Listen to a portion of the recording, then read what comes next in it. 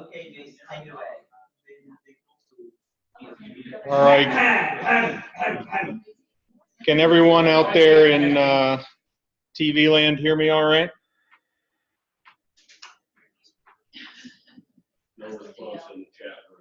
Yes, we're all good? Okay.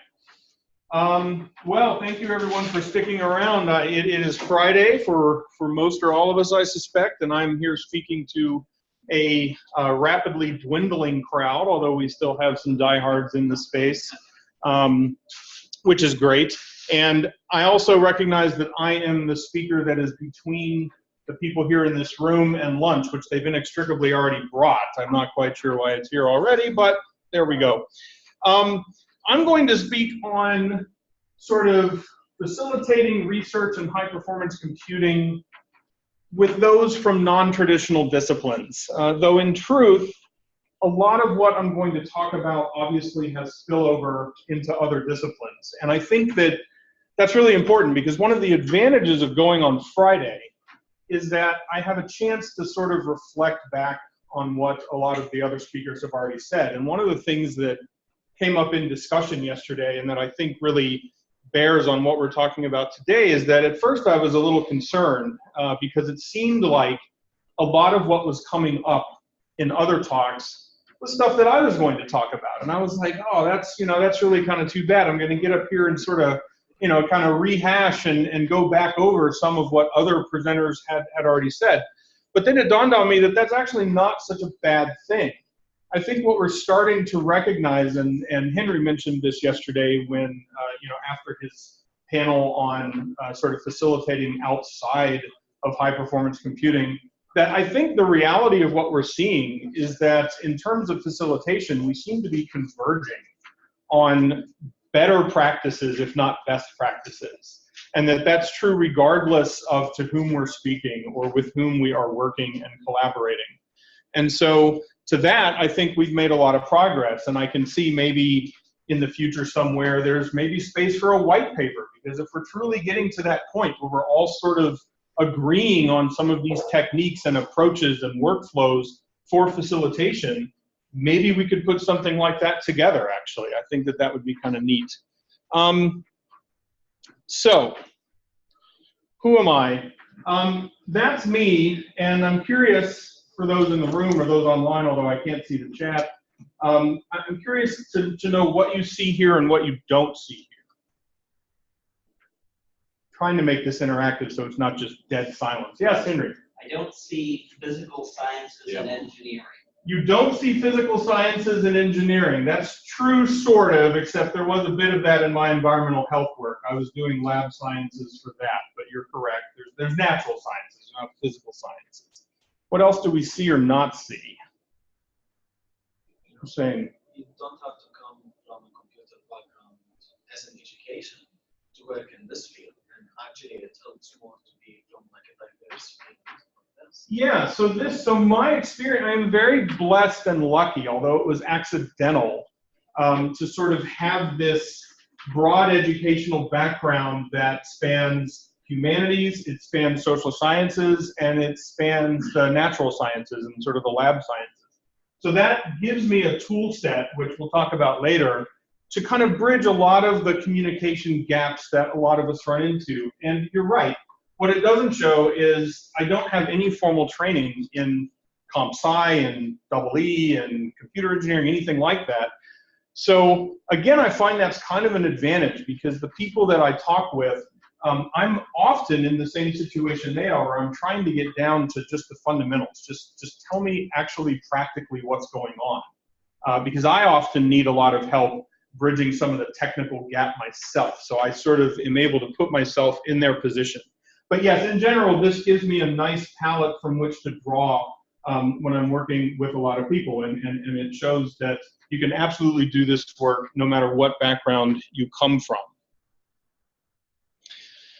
So what's the problem? Well, Henry said at the start of this that apparently my talk here is the only intermediate talk, but he said something witty along the lines of, my intermediate talk is an introduction to the topic. So it's kind of this really weird kind of hybrid talk. But I think what's going on is that for most of us, the sort of standard or introductory HPC or research computing use cases typically arise out of STEM fields. I mean, those are sort of our bread and butter customers, right? Those are the traditional disciplines in which we tend to find users and researchers engaging with the types of services we tend to offer. And that anything outside of that, anything sort of drawing from the social sciences and humanities, is almost automatically kind of a non-traditional user. Now, that's not true in all disciplines, and it's not true for all users, but that's kind of a general rule that we can sort of build from. So the question then is, how do we best support such users and researchers? Because, as we've talked about and identified already this week, use cases are rising in every discipline. We're starting to see that the cutting edge in many disciplines is really starting to require more intensive computational resources, or more intensive visualization resources. And this is true regardless of kind of where we live in terms of our disciplines. But the challenges with such users, of course, are those that we are well familiar with. They tend to be less familiar with the concepts that we're talking about, less familiar with the workflows, the systems, the command line interfaces, you know, the way we talk about storage hierarchies and all of these kinds of things. And importantly, they often don't know what's even possible. And this is going to be something that we're going to delve into a little bit later. And that in truth, disciplinary acceptance for sort of computational work varies widely all across the spectrum. And we're going to get into that. And I should note that even though this is labeled as a talk, I desperately want feedback from the audience, both in TV land and here. So if you have a question, if you have a comment, if you have a story that has emerged out of your experience at your institution, please raise your hand, stop me, let me know, because otherwise this may wrap up pretty darn quickly. So we don't want that to happen. I think one of the big challenges also is that we have to think about what we mean by high performance computing, by HPC. And truly, I think that our answer may depend somewhat on institutional scale. So I need to pause here and say that Lafayette College, where I'm from, is a smaller liberal arts institution. We have an enrollment of around 2,600, which is going to be growing to around 2,900 in the next 3 to 5 years. We have 260-ish faculty. That's going to be growing to about 290 faculty. So we have about a 10-to-1 ratio there. But we're fairly small. And one of the things that I notice from a lot of the institutions represented in this room, and I suspect in TV land, is that for the most part, they're much larger. So I do find myself sometimes, able to identify in terms of my own workflows and my own resources with comparatively few of our members, because most people, many of us toured the facilities here, and it's like an aircraft hangar. And, for me, it's like a couple racks, it's like, okay, so, but we still share some of the same challenges, and it's just a matter of kind of how we do it. But in any event, I think this question is really important at smaller institutions where, as Henry reminds us often, we're very lucky, even at larger institutions, to have maybe 1 or 2 FTE devoted to these kinds of questions. When it comes to research facilitation, when it comes to sort of the non-technical side of things, we're lucky if we have half an FTE, 1 FTE, and certainly 2 or more FTE is often a luxury regardless of the institution size. And so at my institution, we're essentially a shop of 2. There's myself, who kind of handles the research facilitation and kind of front-facing engagement, and then there's a sysadmin, and that's it. And so we do everything. And so in terms of what our ecosystem looks like, it's a mix. It is traditional computational resources. It's all the attendant services, things like Jupyter Hub, RStudio Server, Omeka, Scalar, these kind of things, as well as storage and data management workflows that are related to the academic side of the house. So anytime somebody wants to talk about any of that, they're going to be talking to us. And I think at larger institutions, that may not necessarily be the case. It may be a little more bifurcated than that, a little more insular than that. And so understanding kind of what we mean by HPC and what encompasses our ecosystems, that will help clearly influence who is best positioned to work with a user, so that when they come, we know more or less how to pretty readily direct them to the right resources, at least on campus. I keep hoping for a raised hand or a comment. None of that yet. All right. Yeah, let's go back to what do we mean by HPC for just a second. We had this discussion at an institution I used to be at, and the answer we got from the central computing folks was, well, it's all message passing. They had absolutely no concept that there might be a high throughput component that didn't require message passing, required threading, or required some form of Monte Carlo simulation, and you know, that you could just sit there and flip coins on individual nodes forever and ever and eventually come to a solution. And because of that, whenever they had a new user come into them and say, we have this neat new Monte Carlo code we want to test, their answer was, do it on a desktop. So my group initially set up a completely separate cluster outside of their purview to support the throughput environment. Right, so for those of you who might not have been able to hear that, there's a notion that, you know, even internally there might be some confusion or just a lack of understanding about what HPCs are even capable of doing, whether it's throughput, whether it's message passing, whatever it may be. And so there may even be some internal conversations that have to be resolved so that there's a shared institutional vocabulary so that we're all talking about the same things. I think that's a key point. So, yeah, Dana. The language we use, what do we say, that it's wrapped around the axle every time we try to talk about all of these words, because there's a large contingent that does believe when you say HPC, you mean, you know, MPI jobs, latency dependent jobs, all of that stuff, and it's especially the high throughput computing community that says that, and it doesn't mean like virtual machines, big powerful desktops, and so, you know, it's a conversation our community is having about what to call what we do. Right. But that's also because both the field and the conversation are evolving at a rapid pace. Yeah. Yes. Yeah. So again, just to summarize that, there are questions about even within our discipline more broadly outside of an institution about what we mean by HPC. So, and the comment piggybacking on that is that, well, that may not be so surprising because we are a rapidly evolving discipline, and that is completely correct. But, you know, what I mean to say is that at some places it is a little, you know, the people who maybe work within the traditional computational resources may not be the same folks setting up the VMs for classroom uses. I mean, you know, sometimes there are these issues, but at smaller institutions especially, we don't necessarily have that same luxury. But when it comes to the perspective of the people, especially outside of STEM, their answer for what HPC is often anything more powerful than their desktop or even their phone, as Henry is so ready to go to, you know. So they come from a world where most of what they can do might be on a tablet, on a, you know, iPad Pro. They might be students who really haven't had much experience with computers outside of just their kind of standard home desktop. They're kind of all-in-one system. And perception is reality. So what users come to you with, that's their world, and we have to be able to try to get into that world rather than pulling them kicking and screaming into our world. So there may be a bigger world out there of which they are largely unaware, and our task is how do we introduce them to that world without overwhelming them, without pushing them out, without frustrating them. And that's super challenging, and I don't have all of the answers to that. And so if you all have some feedback as to how that's possible, I hope we can get into that today.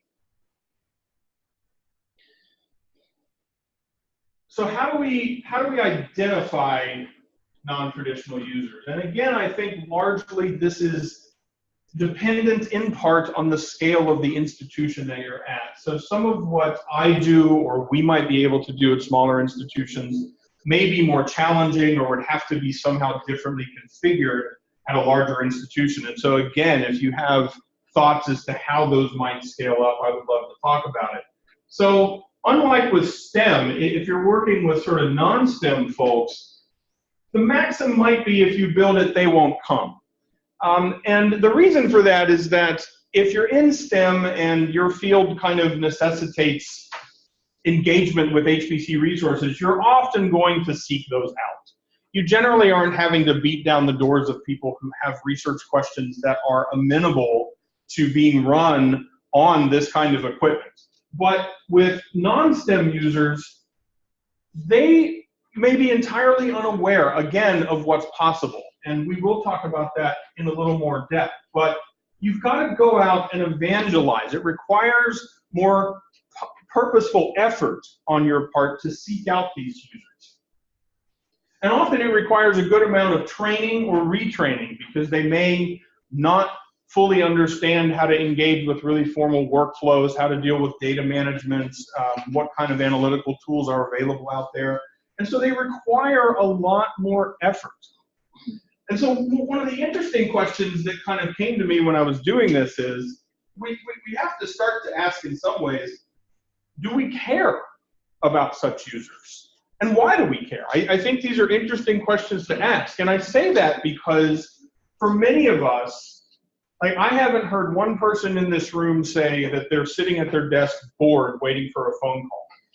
Like for the most part, I think we're all busy, and in fact, we're probably overly busy. I think all of us could easily make a case for why we could use 1, 2, 3, 5, 10 more FTE. And oh, what we could do if we just had that.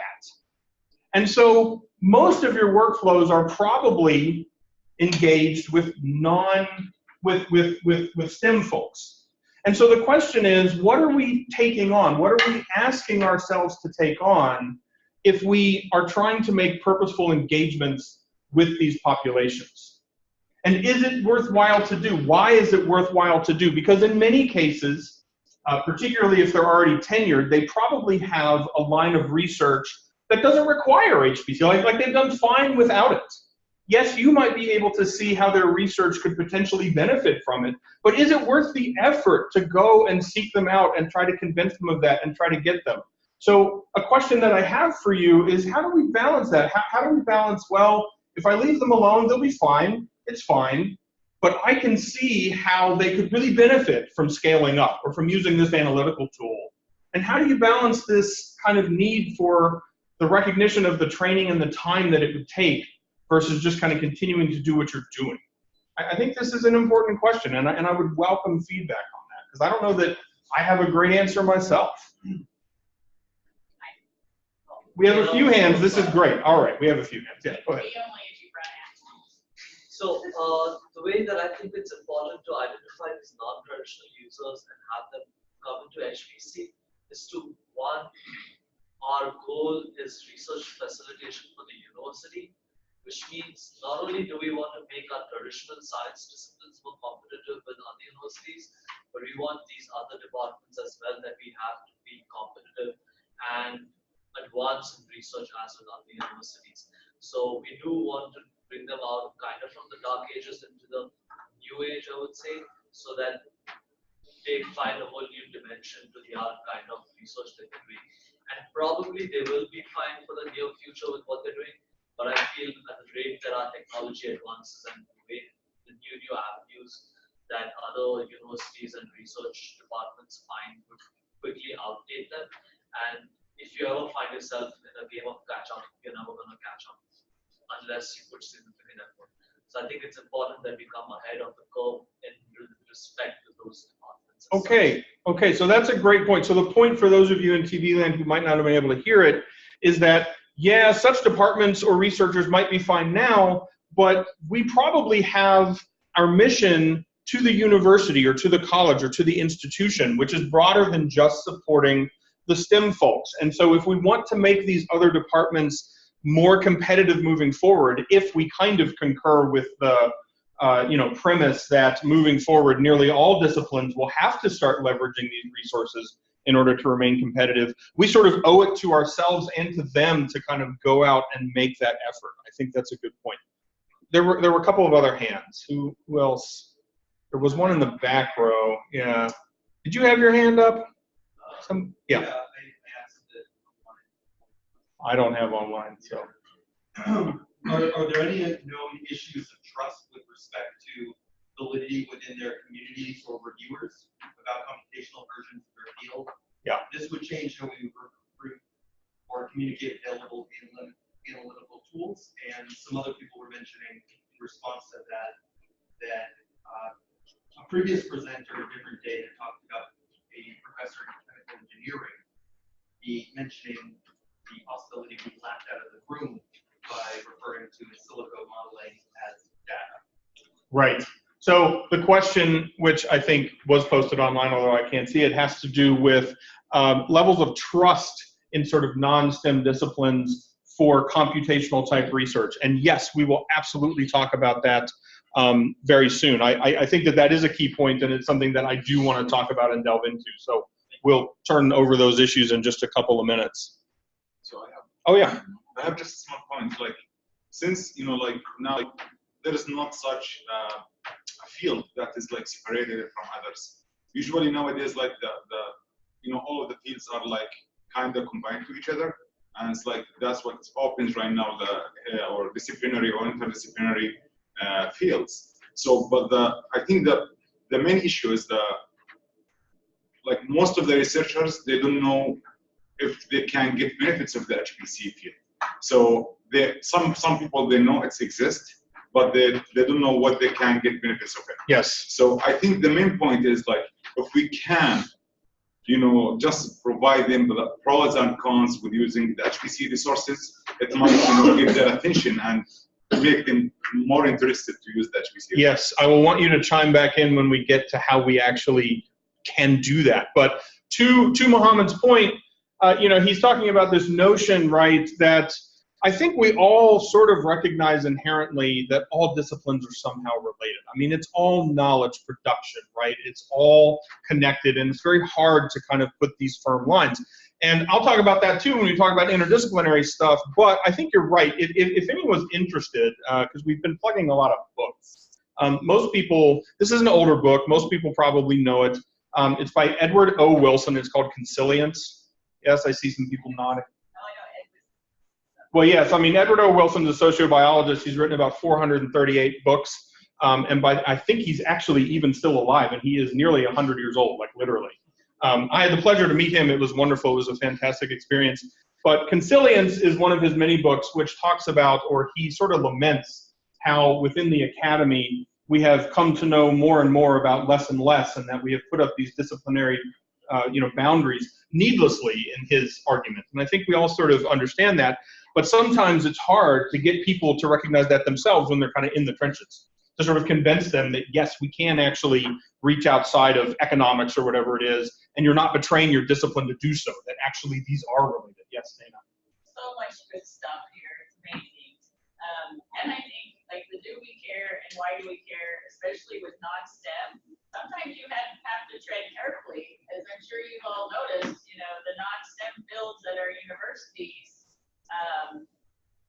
are often not given the stature of the STEM fields that bring in all the big money grants and do all those things. So if you go start asking, I need more FTEs so I can help all the liberal arts folks, the humanists, do things, they're going to say, what's the, we have these business, the business of vacation of the university. Yep. Right? Because What is your business case? what is your business case for this? And, we're having a hard time as a culture even making the case on why the humanities and liberal arts are important. And I love that this group understands that. We're the Renaissance geeks. We get it. Yeah, so, yes. But every once in a while, you have one of those liberal arts folks who gets that big grant for a brainstorm that they really don't know how to do, but they've waved their hands and written an outstanding proposal. And then they come wandering in and go, we think HPC can help. What do you do? And I've been the facilitator. Take your pick. Yeah, so the conversation in the room, in case you can't hear it, has turned to the question of the sort of trend towards businessifying higher education, and that often non-STEM fields are finding an increasingly need to justify in a financial, in a business kind of case, why they're doing the research that they're doing and how we can kind of help to support that. I mean, I am lucky in that I work for a liberal arts institution that sort of embraces that as a, you know, kind of sine qua non of its very existence. Like, it takes that as its starting point, that, you know, everything is connected, and it's important to have a well-rounded education that brings in perspectives from other disciplines. But I recognize that not everyone is at institutions like that, and we were having an interesting conversation earlier in the week about, like, what happens when a CFO becomes president of the university? Well, you start to maybe have these kinds of questions, right? It becomes more in the forefront of their mind, thinking about these things. Yeah, Wallace. So from a slightly different perspective of the national networks and the local research networks, is that in order for us to survive economically, we have to have very large amounts of buy-in from the community. All the universities, all the colleges need to be using our services. It's a community thing, it's community funded, and not everybody's in the club. It makes it very hard to do it for the few people that are needed necessarily. So it comes down to, there's a very small percentage of the population that uses our networks truly in anger to do research. and that's how I like to define it. So, you know, if you're at a liberal arts college, you know, the question comes up: what is the value of me being on the research network? Mm-hmm. Why would I pay that money just to be a part of that research network? Now, some research networks like you're doing a very good job of answering that question, somewhat on the enterprise side with Cloud Connects and stuff like that. But we do need to also answer it. So from a very selfish perspective, we need to answer it with helping the researchers that the institutions do have. Right. And there's a lot of things that humanities and the non-traditional disciplines can do with getting access to large databases and large amounts of data and moving that around and doing right. that. Well, flows right into HPC. You know, you have the data, you got to do something with it. But that is a use case there that helps the entire community. So why do I look at non-traditional disciplines? It's because, you know, I have 8 universities. Only 2 of them are really heavy-duty STEM universities. The other ones are very liberal arts focused. But I need to give them reasons to be a part of the network in a very, you know, selfish way. I like this. I like that a lot of the discussion that's happening actually is presaging some of what's going to come later. Yes, Henry. It's a related issue, which is that many disciplines, let's say the level of funding available to researchers in those disciplines is cyclical, and the periodicity of those cycles is very random from discipline to discipline. So in computer science, the cycles have very high peaks and very quickly very low troughs. So we're in a moment in computing where everybody's very interested in taking advantage of machine learning. And so people like Fanny have people banging down the door. But 10 years from now, that probably will not be true. They'll have moved on to some other thing, not because they don't need machine learning, but because it will have become normal and people will have a good handle on how to do it and how to work with it. But if I think about, for example, meteorology, which is very big here at OU, we go through periods where it's incredibly easy to get money, and then we go through periods where it's incredibly hard to get money. And we within the research computing community have no control over which disciplines are going to be in a peak in a particular moment and which will be in a trough. And more to the point, if they're in a trough now, that means at some point in the during your productive career, they will be at a peak. And if you have ignored them to the point of making them feel like they should hate you back, then they will hate you back when the time comes, and you'll be high and dry. You will be that's an excellent point. Yeah, that's a great point. So in case you didn't hear that, Henry's talking about the periodicity of funding that's available to different units on campus, different departments, different areas, different thrusts of research, and that it's important to try to provide services as equitably as we can, so that when those units are in a moment of peak, that they are willing and excited to engage with us, just as we would want to engage with them and try to help them do their research when maybe they're not quite at that peak. So that's great. Yes, excellent. So once we kind of find some of these users, you know, how can we get them out of the woodwork? Like once we have a good framework. Well, again, these are some things that I'm able to do at my institution. We've talked about some of them already. One of the key things that we do is we are a presence at new faculty orientation. We are lucky in that we are given an explicit slice of time, which is fairly generous, to kind of make the case for what ITS is in general and what several of our specific services are.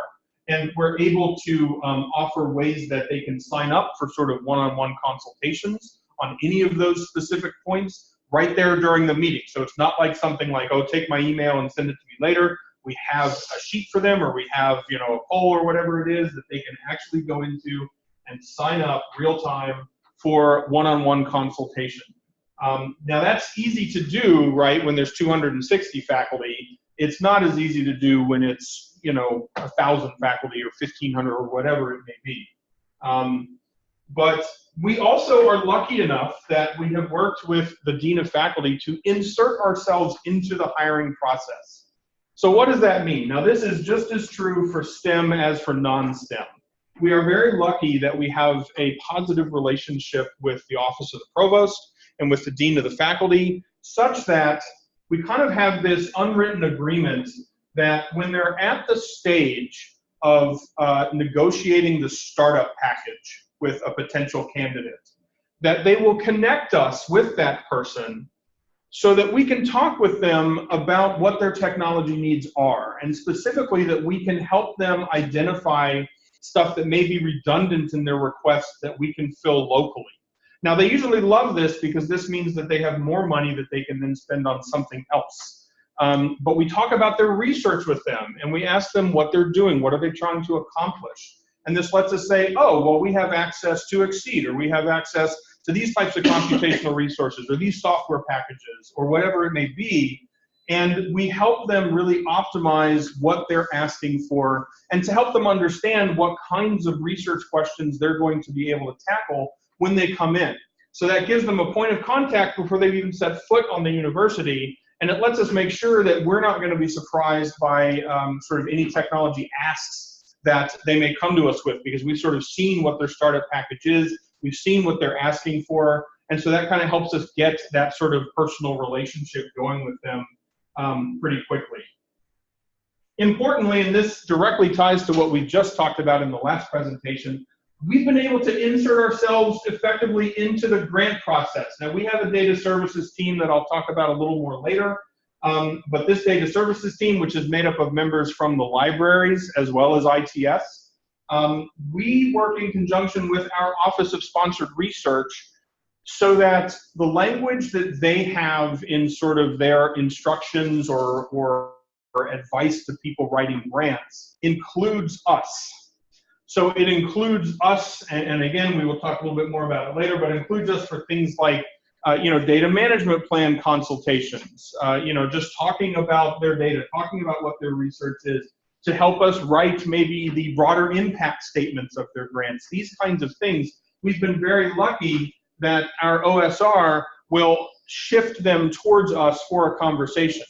Now, one of the things that is challenging to do in this case is that, as we all know, at least at Lafayette, one of the problems is that if a researcher comes to OSR with a very short time frame before a grant is due, there's really, I mean, there's nothing they can do. They've got to submit that grant. And so we can't make people do it. We can't make it like a, you know, prerequisite that they have a consultation with us, but we can strongly recommend that they do so when possible. And we can try to talk to the departments and stuff to encourage their faculty to take advantage of that. But as we know, Henry is, you know, famous for saying that, like, what's your record now for submitting a grant before a deadline? Like 17 minutes or something? Oh, the longest it's ever been? No, I've actually done an hour and a half. An hour and a half. So 90 minutes is his best time before a grant is due that was finally submitted. Negative 38 seconds. And they still took it, right? Yes, they did. Yes, they still took it. Apparently they tightened the procedures, so don't count on that for yourself. Right. So the reality is that even though we have this nice link, and even though it's already led to a few conversations, which I think have really strengthened the proposals that have gone out, That's not a guaranteed thing because that depends on just the planning on the part of the faculty and how much notice they give that they're going to submit something. We've also been able to insert ourselves into the purchasing process.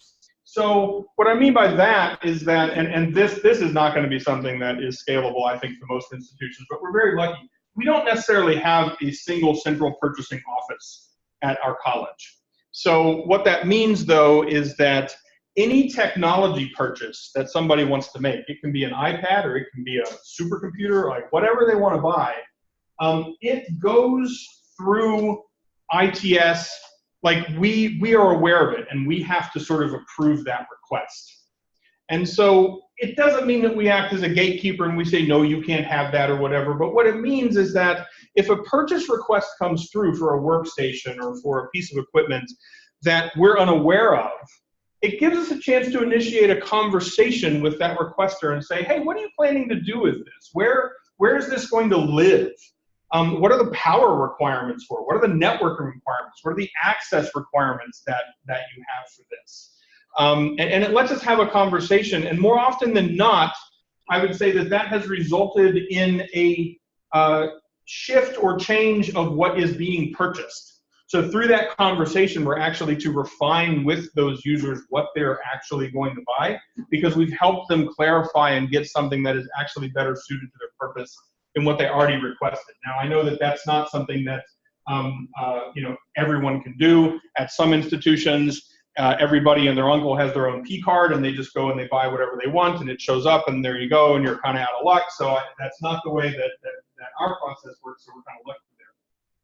But probably the best thing to do, and this is especially key, I think, for non-STEM users, for non-traditional users, is you want to darken the doors of their offices. Just walk around.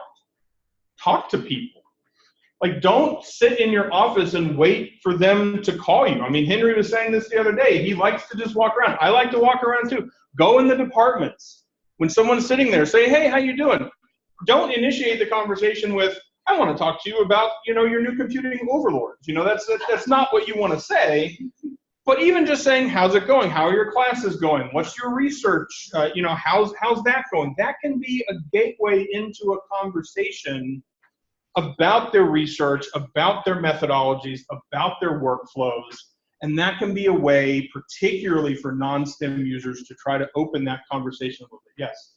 One of the things that I'm still passionate about is the abuse of graduate students and pushing them into, they have to become our system manager for their entire stay here.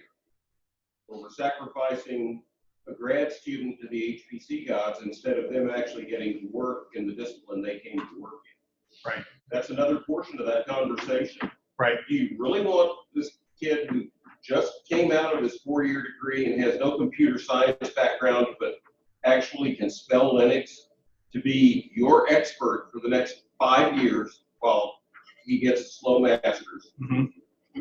Or would you like for us to help you put it in a more controlled environment and answer your questions based on a larger group of experience? I think that's a key point. So the question is raised about, researchers who might use graduate students and assume that they are their system admins and system experts for the next 3, 4, 5 years, whatever it may be, and they're not interested as much in integrating into the broader kind of infrastructure ecosystem of the college or university. I think that's a good point. I mean, again, our kind of situation, we have a little more visibility on those situations, mostly because we don't have grad students at my institution.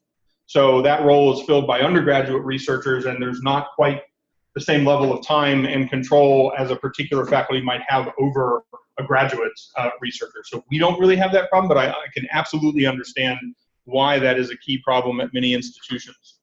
Another thing that has been successful is to attend departmental meetings. We've had good success from time to time going to department heads, going to department chairs and saying, we would love 15 minutes of time at a department meeting to talk about what we do, who we are, what we can do with you in collaboration with you. Now, sometimes they pick up on that really well and they're very enthusiastic and they say, yes, great, we'd love to have you, let's schedule a time. Other times they'll say something like, sure, we can schedule a time, and they schedule us for like December 14th on a Friday at 4:30 p.m. at the last departmental meeting of the semester, and 2 people are there and they're wanting to get home for their 6-week vacation. Like, you know, so you can find that. And then other times you have department chairs who are like, I'm sorry, we just, you know, our meetings are very structured and we have a set amount that we have to get through, and we just simply don't have the bandwidth to permit you to do that. You're going to get responses all over the map, but I found that that's actually very, very successful. It's a great way to kind of get out there, yes. So question on your point about attending departmental meetings. So you have 15 minutes, right? Mm-hmm. And all these professors and researchers in that departmental meeting have been for about 20, 25 years in that field doing one particular kind of research. So that 15 minutes, how do you approach the subject of a completely new way to approach their research? Yeah, so that can go a couple of ways. It's nice if you have examples, even if there's one person in that department with whom you have an existing relationship. So that's another key point that kind of follows on this, is that try to find an ally in as many departments as possible. Try to find at least one faculty member with whom you can have a friendly conversation, who understands what you're trying to do, and who ideally has worked with you on a project so that they can help to make that entree in. So you're not just walking in, as you might say, to like a cold room. There's at least one person in there who understands who you are, who might have talked with you know, her or his colleagues about kind of what you have done for them. Another way is to ask the department chair to send out a questionnaire beforehand, or even not a questionnaire, but just to say, what is one question you have for ITS? And maybe you can answer that at that meeting. Like, you can get questions all over the map. You know, it can start to turn very quickly into a complaint session. You know, why is my email slow? Why does my LMS not work? All this kind of thing, right? But, or you can ask them for specifically about their research. You can say, you know, can you give me one sentence about your research, so that you're at least armed a little bit when you go in there with some knowledge of what they're doing. Or, again, as Henry has said, scour the departmental faculty listings. They're going to have a bio on there that talks about what their research is. So you can go into that meeting with a few tidbits that might hook some of those people. You can talk about specific tools or workflows that you know people in that room are going to be interested in. Yes, Dana. So a few things I did at Oklahoma State is so our library and many research libraries have a liaisons program where they have library faculty that are assigned to various departments. And so the librarians, you know, this is knowing where to find information is what they do. And so what I would do is hang out with them and make sure they understood how we were not just for physics and engineering, and tell them all the cool things we had. Same line as you know, if you're stymied by your desktop, just come talk to me. Right. So there was that, and that's how. And once I did that, I learned about, we had a digital humanities group. Right. Turns out they're super cool people, and they would let me show up to their meetings at the bar. And the ones that You had me at meeting at the bar. It's like, sure, yeah, let's go. But it was just rewarding to be around them. But then it worked out that that they were doing cool stuff, and it wasn't necessarily big, but we were friends now, right? The third thing I did, which was maybe too time-consuming, was try to develop this cadre, Coalition for Advancing Digital Research and Education, co-led by me and the library. And then we selected across campus, like we had representatives in every single group, whether they were computational or not, just had to have some, they needed to know how to spell digital. That was it.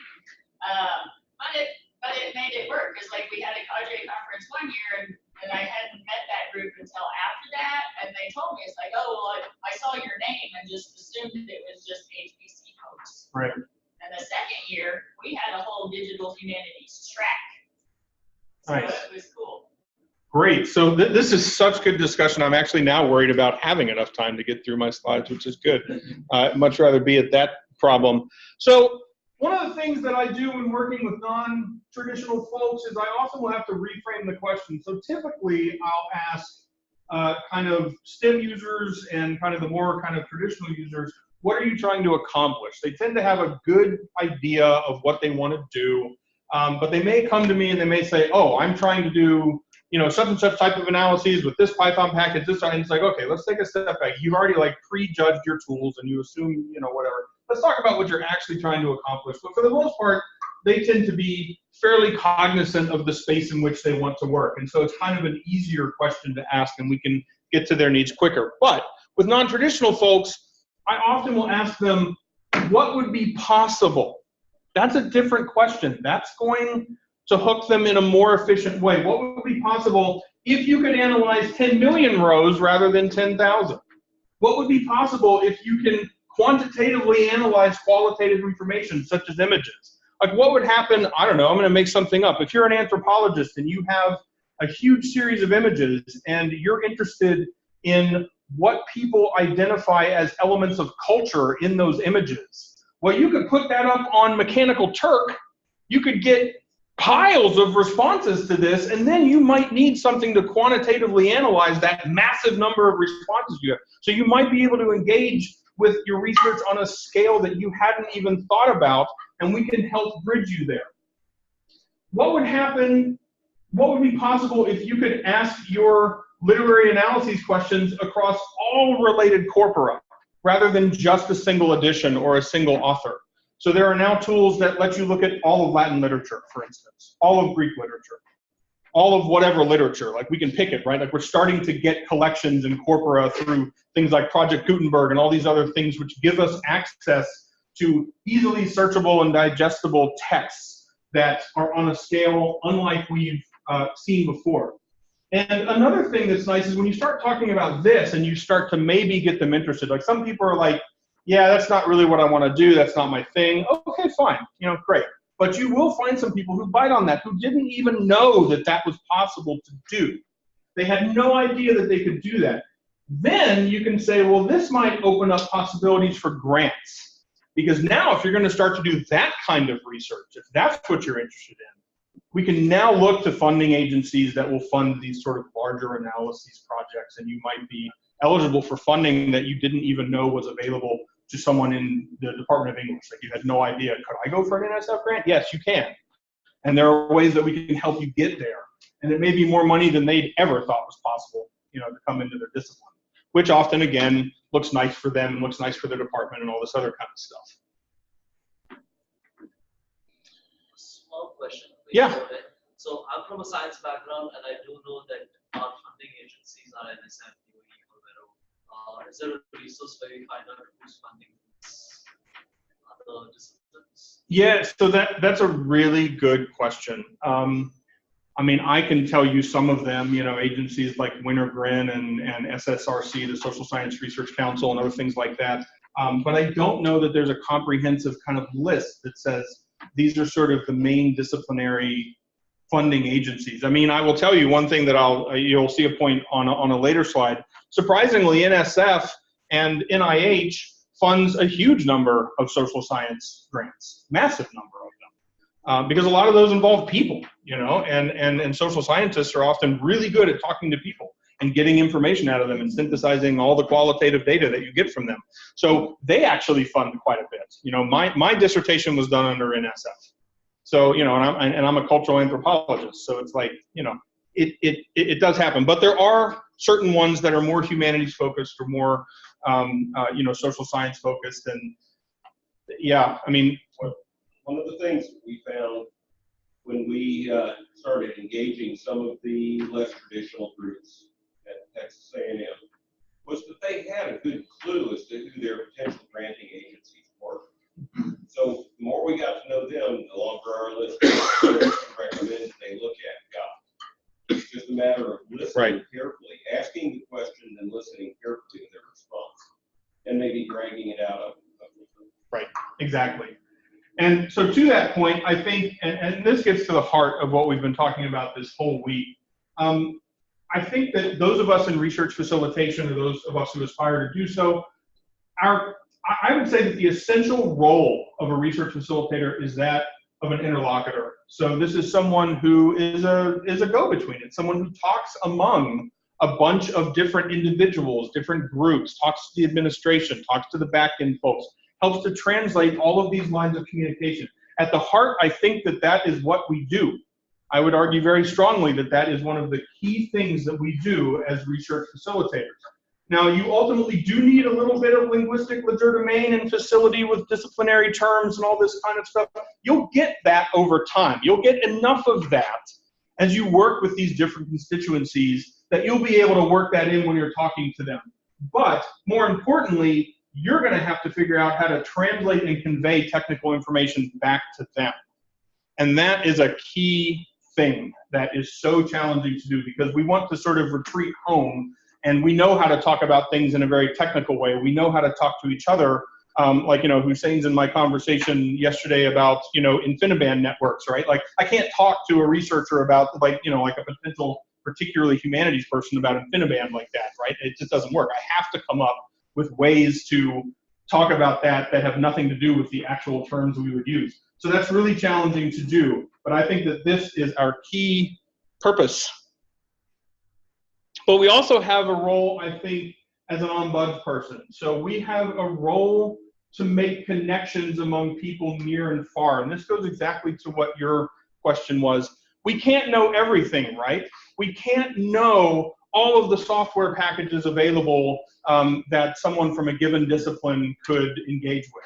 Like, how do I know which R packages are most appropriate for sociologists or you know, ecologists or economists or whatever? I can't know them all. I can't possibly know that, much less all the discipline-specific software or the discipline-specific workflows or whatever.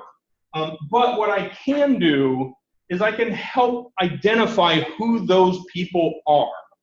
And this goes back, so maybe 15 years ago, I forget, maybe someone in the room knows a little bit better than I do. There was this interesting experiment. I think it's called like the 6-step or 5-step letter experiment. I forget what it was, but some researchers said, I want to send a letter from whatever, Sacramento, California, let's say, to, you know, Dana Brunson, you know, living in Oklahoma. And but I don't know her exact address. So it's not like I want to send it to a specific address. I want to get this letter in the hands of someone who knows Dana so that they can give it to her. But I have no idea how to do that. And so, so what do? I send it to someone I think might know her. Someone remotely in the area, right? Like, do I know anyone? Do I know someone in Kansas? You know? Well, I mean, if I know Henry, that's an easy one step right there. But the point is they did this randomly. They did it completely randomly, and it took, like, I think 5 or 6 steps on average before they got it in the hand of the person. That's ridiculous. It's like that, you know, 6 degrees of separation, right, from Kevin Bacon or whatever. But they did it with actual letters, and it was shocking to understand just how few steps, really, it took to find the expert equivalent, right, to find the person you needed to find. And I think that we can have a role as an ombuds person to help make these connections. So if someone comes to you and says, man, I'm trying to do X, Y, Z in anthropology, and I think it could be computational, but I don't really know how to do that. If you don't know how to do that, you don't have to say sorry. You can say, okay, let me turn to what I know. Let me send this out to campus champions. Let me talk to, you know, do I have a contact at another university with a strong computational anthro program or whatever? Anything, you can put people in touch. And if we know them, like we all know each other, we're all good people, I think any one of us, if any one of us wrote and said, hey, Jason, you know, I was at the ACI ref thing and you were talking about such and such. I don't know much about it, but I have someone who has a question that I think might be related. I'd be happy to field that question. I think any of us would, right? Like, we're not going to be like, oh, sorry, I just can't deal with that, right? Like, we're happy to help, I think. That's a key component of our personalities. We're happy to help those who seek us out. And we want to make ourselves available to that. So to your point, you do the best you can. You try, and I guarantee it, with not much effort, you're going to find someone who has, at the very least, a better answer than what you could get if you're not comfortable with how to address a question. So, yeah. It just suddenly hit me exactly what the 12-year-old version of this is. Your local barber or beautician. Yeah. Mm-hmm. That is exactly one person strategically placed in the middle of business. Exactly. He sits there and he has about 30 minutes with every person who comes across that chair. Sure. Talks about their day and what's going on with their life, and he knows somebody else that can solve that problem. Absolutely. We all know people. All of us know people. We all, I mean, our social network, I mean, if we did a social network map in here, it would instantly exponentially explode out. And we could probably get most people to most people in not many steps. Like, that's the reality, and that's how you do that. That's exactly how you do that, and that's what we need to do. Yes, the champions list has been one of the most responsive I have ever come across. We've said that a few times this week, and I'm just here to reiterate that. If you don't know where to go for an answer, go to Campus Champions. Chances are it's going to filter its way to someone useful.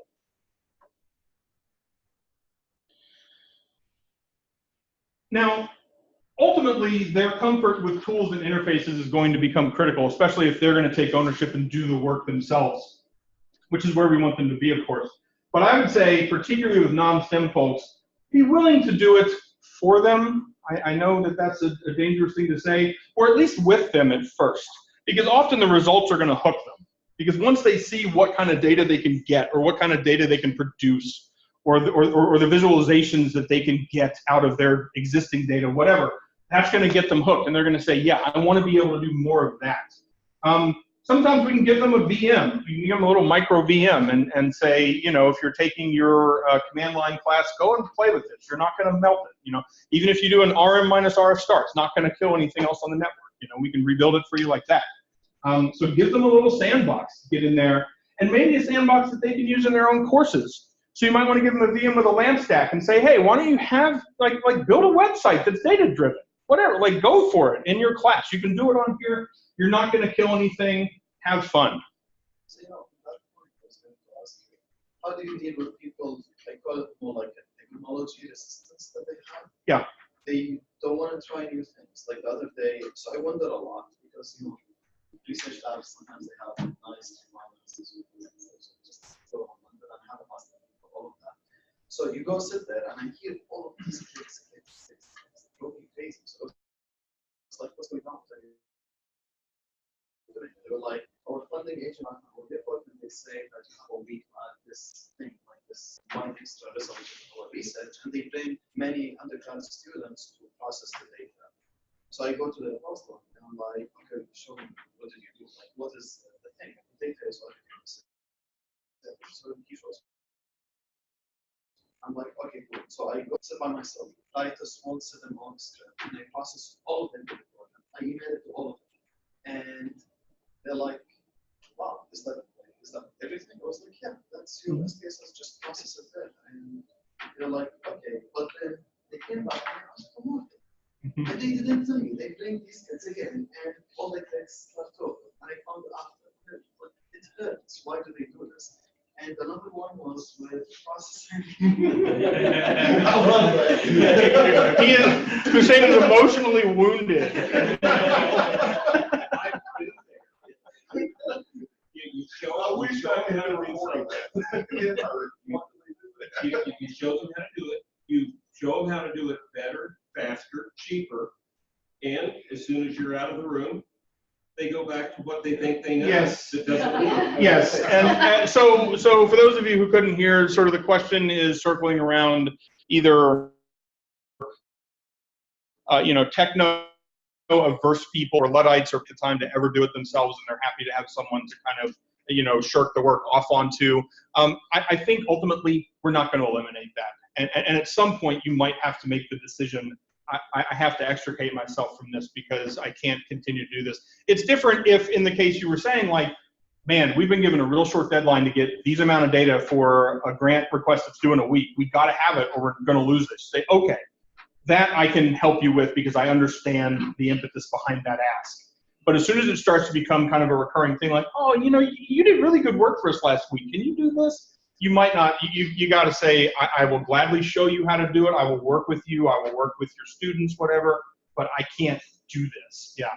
So, a couple points. You know, it's a big world. People are different, and I think to be inclusive and diverse, we include people who are not like for whatever reason gonna want to dive into new technology all the time. Yep.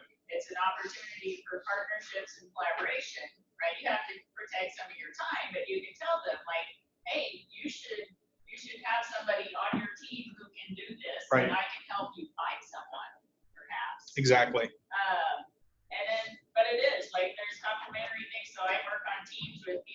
or the not even Excel, right? And I'm like, look, you're great at doing this stuff, I'm great at doing this stuff, and we have a great team together. And let's bring.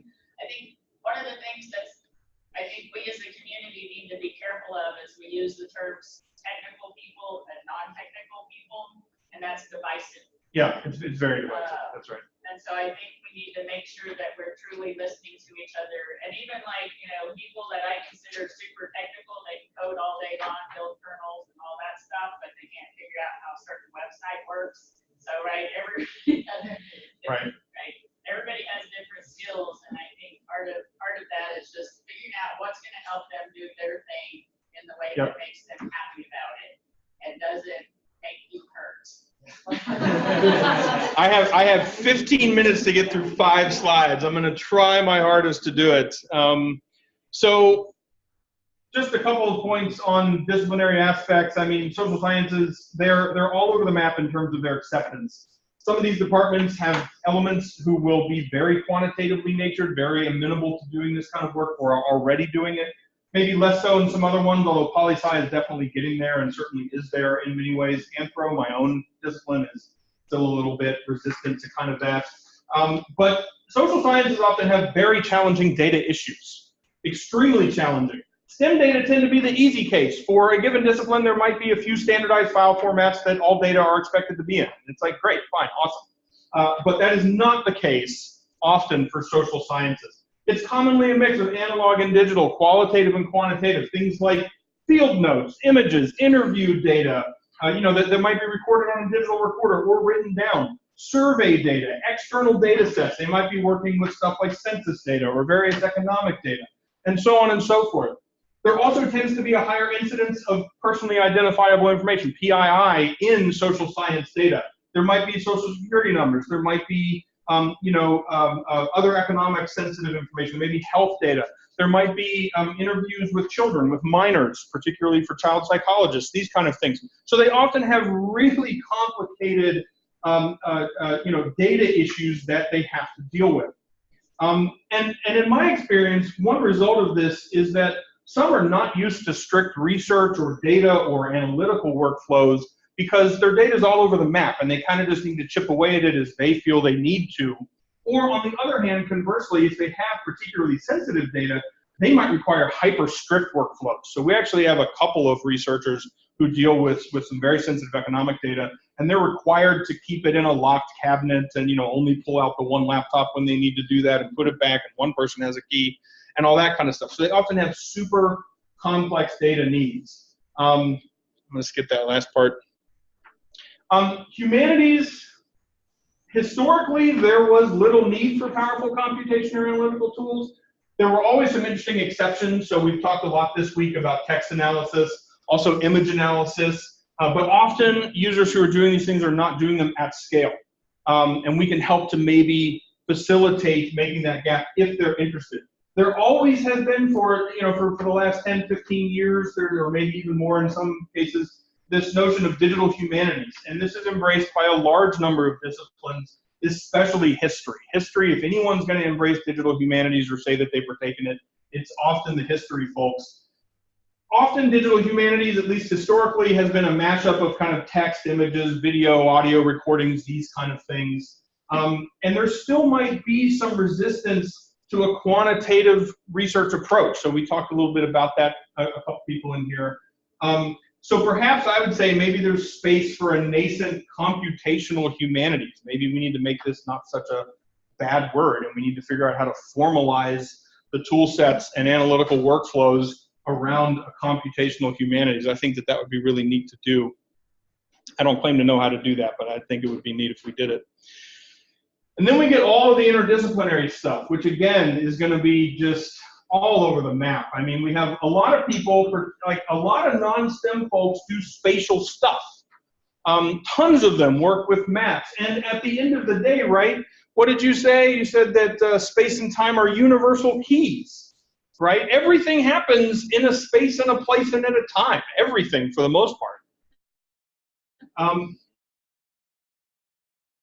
And so often those, and so sometimes it's a matter of scale there. You can say, okay, great, so you're using 5,000 points for this. What if you use 5 million? What can you do? A complex surface generation.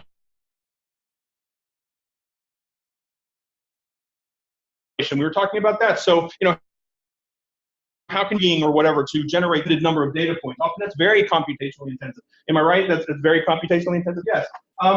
And they just may not know that that's possible, or they may not know how to get there. So again, we can help scaffold them up to that point. Data viz. It is becoming increasingly important to represent data visually. This is because often we need to be able to present the results that we're doing to, funding committees, to lay people, to the administration, on posters, for like our grad students or for our advanced undergrads. We need to understand how to take increasingly large data sets and ultimately kind of transform them into, and that's really challenging, and often that's very computationally intensive to do. Team teaching is great. I worked for an institution once where they really encouraged team teaching among disparate disciplines. So for instance, one of the coolest ones was that they would have a comp sci professor and students match up with a graphic design professor and students. They would have a data set, and the comp sci people could readily, slice and analyze the data, but they had a harder time understanding what might make an interesting visual representation of that data. So they would then team up with a graphic designer to figure out how can we take these data and visualize them in a cool way, and they both learned so much from that partnership. That's great, but you will get differing levels of faculty and institutional support for such courses. At some institutions, it doesn't work well. It's hard to kind of do that or to put that in place. But nonetheless, I think that that's an exciting area that we need to get to. Again, recognizing that we are all connected, that graphic design and comp sci are perhaps not over here. They are perhaps here, and there's a lot that they can draw from one another. A lot of interdisciplinary programs are on the rise. We have at Lafayette a data science minor that's coming online in the fall. A lot of institutions already have something like that, or even a major. Things like environmental studies. These are programs that often bring together humanities, social sciences, and natural sciences. Those are key places that you can, it's very fertile ground for the kind of work that we're trying to do, to encourage the people who are on the non-STEM side of the fence to kind of come over and more purposefully engage in approaches that are more, analytically minded, or at least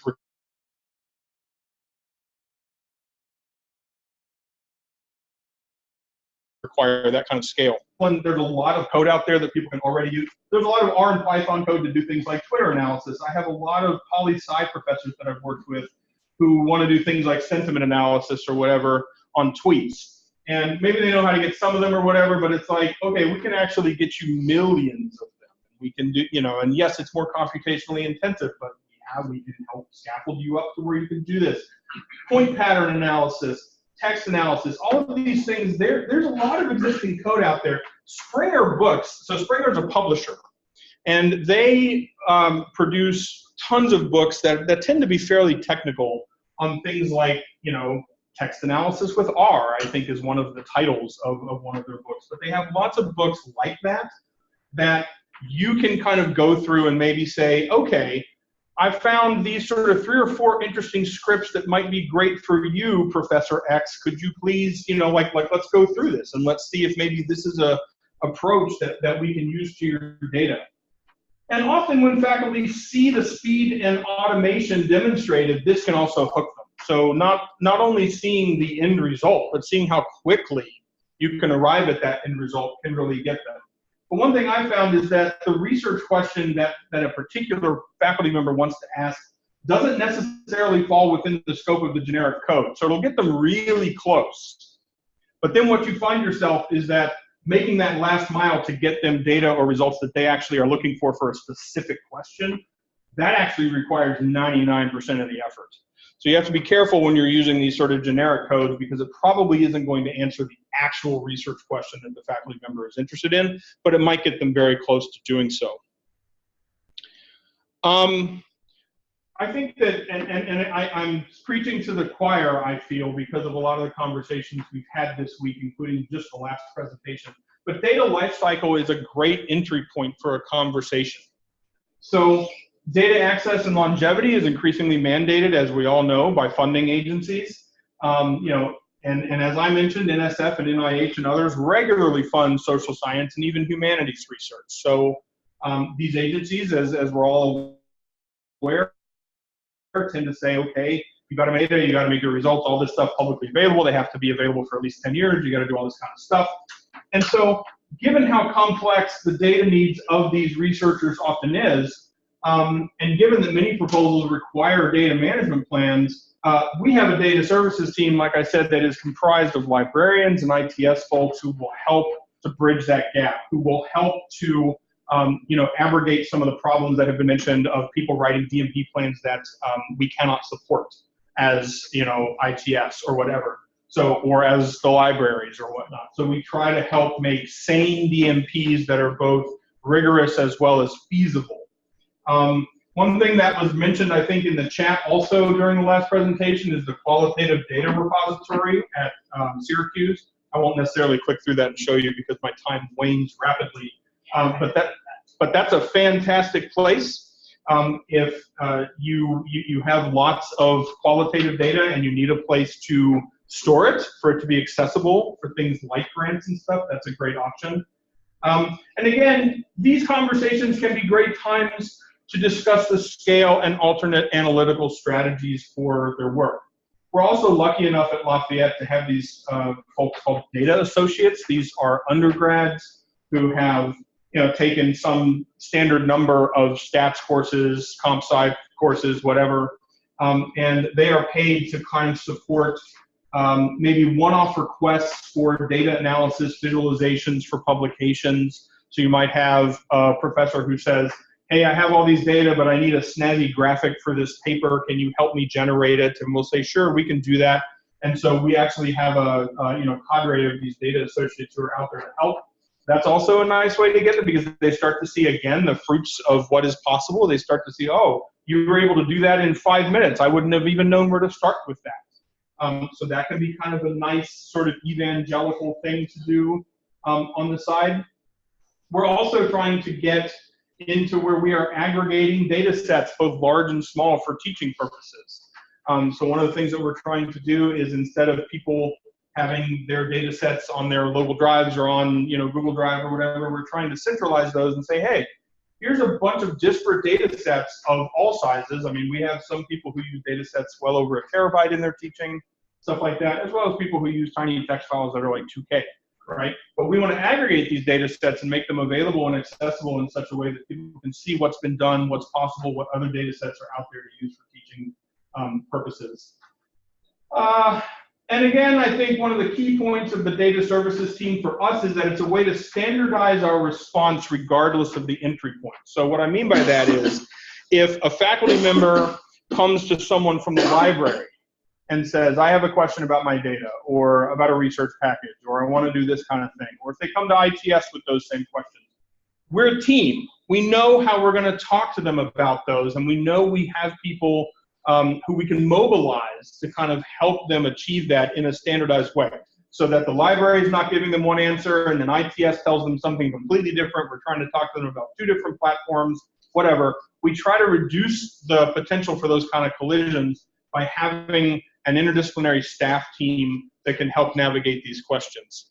I have about 1 minute and 27 seconds. I was going to show some of these. I was going to open these up, but I don't have time to do that, given when we have to stop. But these slides are available for download.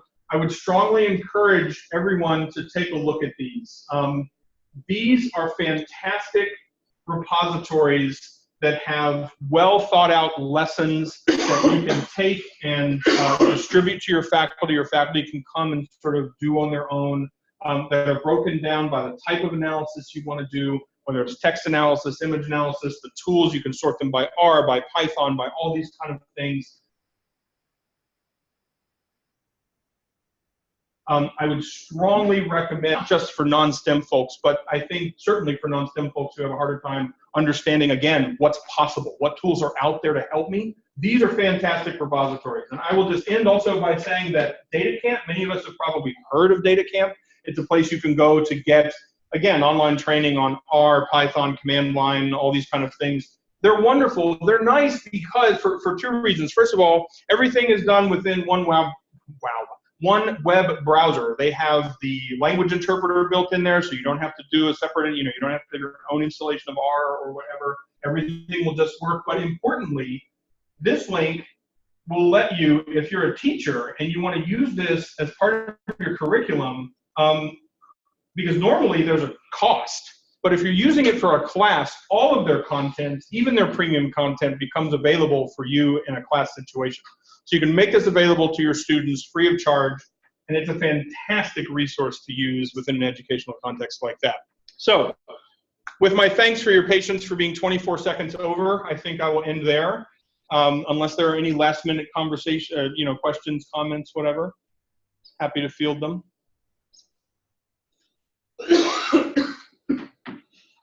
I think people are tapping their watches. They're like, man, I got to get out of here. Okay, so thank you very much. I appreciate your time, and look forward to talking to you all again shortly.